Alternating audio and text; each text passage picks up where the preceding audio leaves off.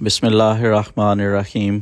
ملفوظات حضرت اقدس مسیح موعود علیہ الصلاۃ والسلام اور فارسی ادب۔ قسط نمبر 155، محمود احمد طلحہ، استاذ جامعہ احمدیہ UK۔ الناس علی دین ملوکہم، جو کہا گیا ہے بالکل سچ ہے۔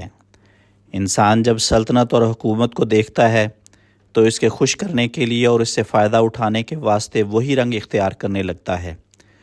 یہی وجہ ہے کہ اس وقت عیسائیوں کی کثرت، ان کی قومی ثروت اور اقبال نے لوگوں کو خیرہ کر دیا ہے، اور ان وجوہات سے بہت سے لوگوں کو ادھر توجہ ہو گئی ہے۔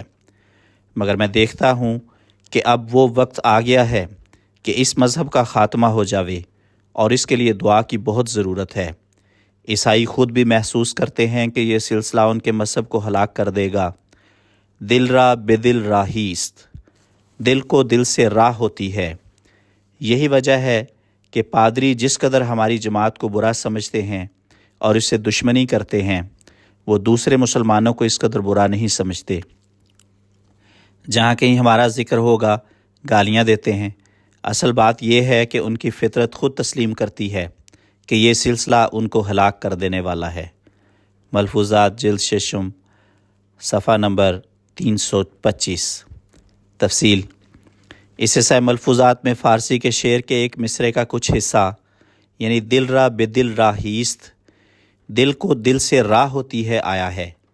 مکمل شعر کچھ یوں ملتا ہے: دل را بے دل راہیست درین گنبد سپہر، از روی کھینے کھینے خیزد از روی مہر مہر۔